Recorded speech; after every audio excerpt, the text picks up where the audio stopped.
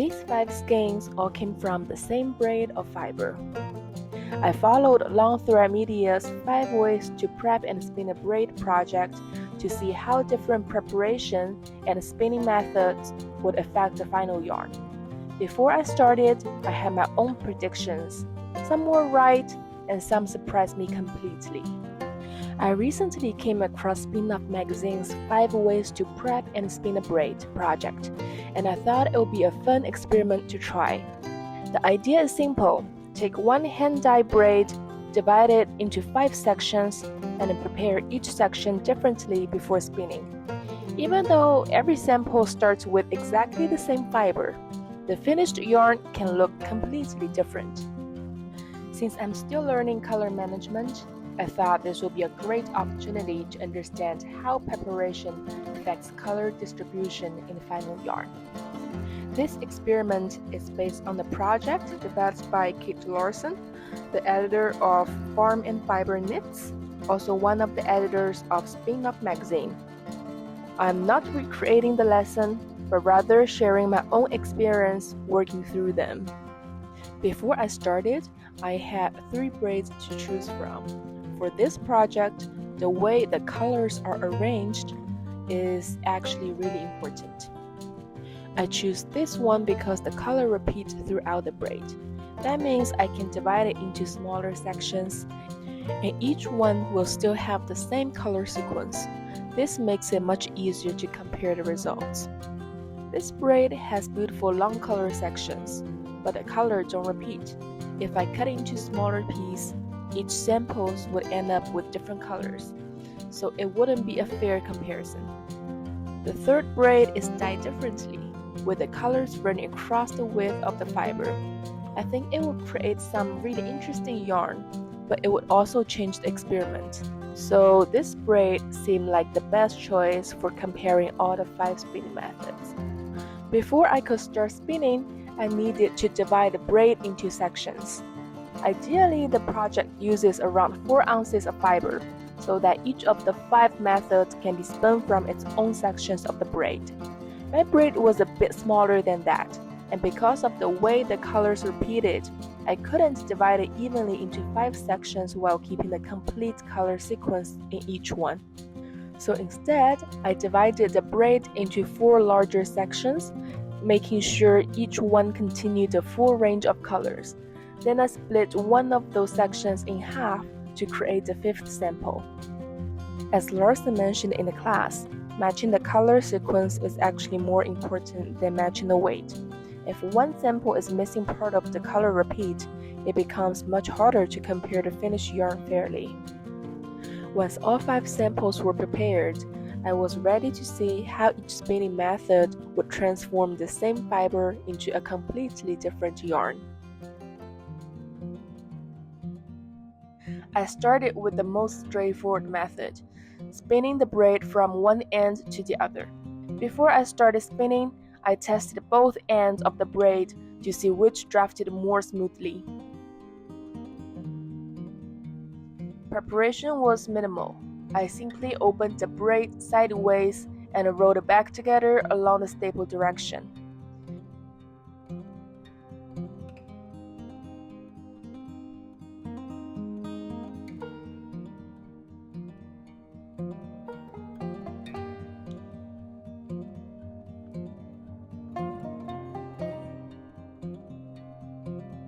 For all the samples in this video, I used short draw forward method, spun Z-twist singles and applied them with an S-twist.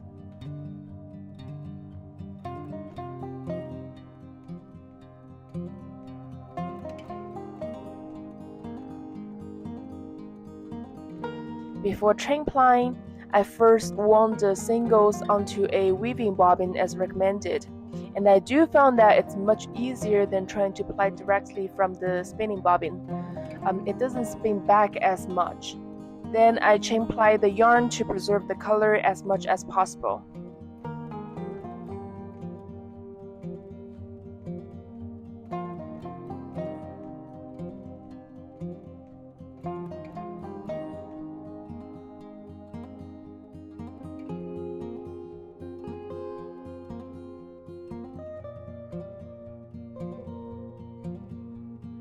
The end-to-end sample kept the longest color transitions.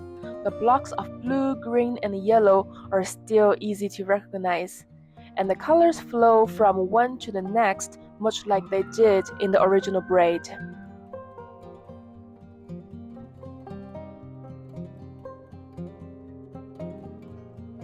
Method 2. Shuffled palette. This method changes the color sequence before spinning even begins. I split the braid in half, then made them into smaller chunks.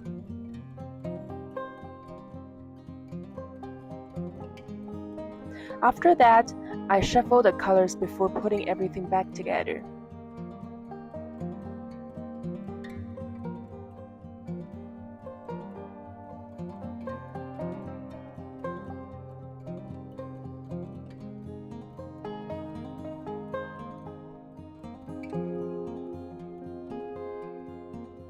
Same as the first method, I wound the yarn into a weaving bobbin and did a chain ply. I actually found myself wondering whether even smaller pieces or separating at each color change would create an even more complex yarn. That is something I'd like to experiment with in the future. Compared with the first sample, this one has recognizable color blocks, but the transitions happen more often. The colors feel a little more playful because they were rearranged before spinning. Method 3. Fractal Ply. This was the first method that really made me slow down. For this method, I split the braid into thirds. I named them A, B, and C. For section A, kept it as is. And for section B, I split it into 2 sections, and for section C, I split it into 4 sections. Keeping everything organized took more concentration than expected. I quickly realized that if I wasn't careful with the sequence, the final yarn would look completely different.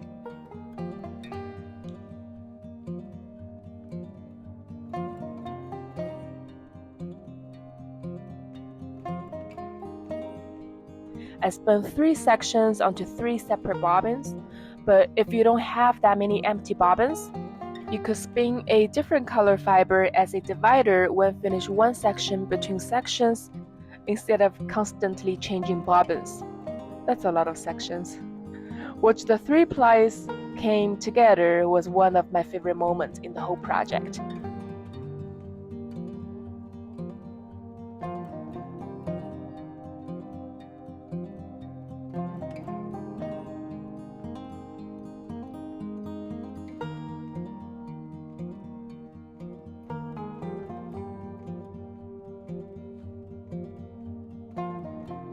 The Fractal Ply sample spreads the color out much more evenly. Instead of large blocks of one color, the transitions are softer and more gradual. Method 4. Marls. This was probably the method that I was most curious about, and I probably made it more complicated than it should be.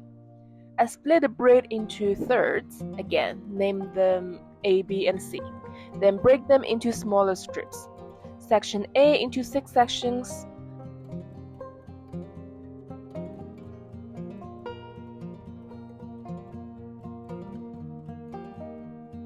Section B into 4 sections, then divide it in half.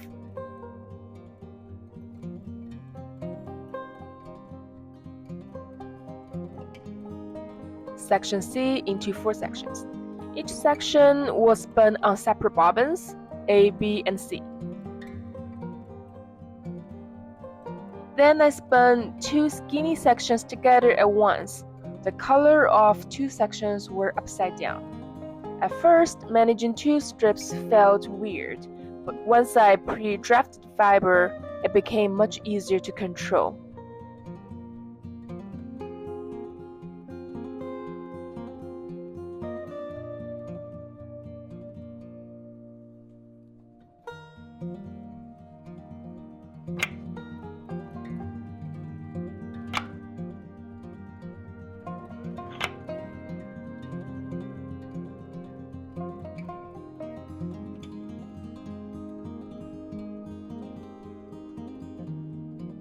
The Marls sample looks completely different because two different color strips were spun together before plying.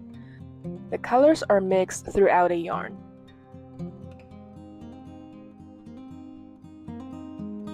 Method 5. Blended plies. The final method involved the most preparation. Instead of preserving the original color sequence, part of the fiber was blended on hand cards before spinning. I split the braid into thirds, again A, B, and C. Section A was kept as is. Section B and C were split in half horizontally and then vertically. Then I carded them separately, passed once or twice.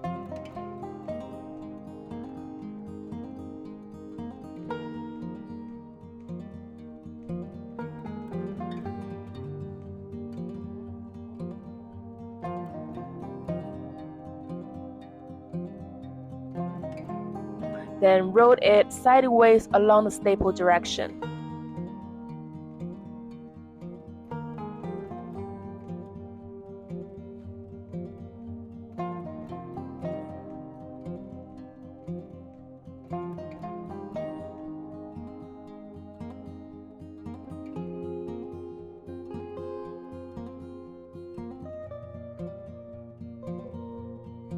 Three sections were sewn on separating bobbins, then got plied together.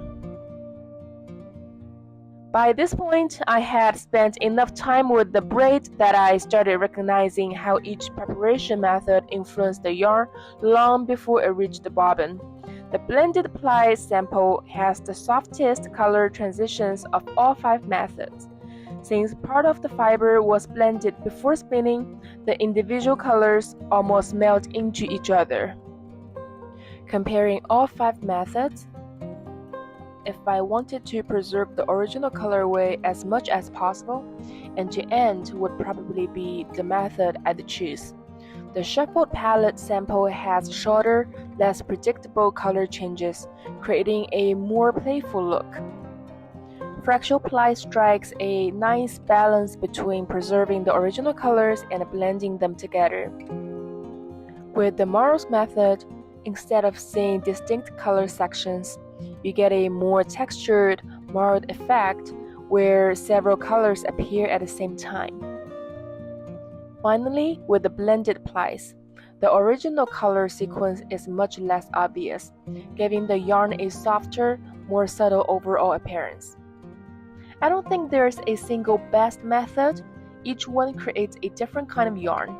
And now I feel much more confident choosing a preparation method based on the project I want to make rather than simply follow my routine.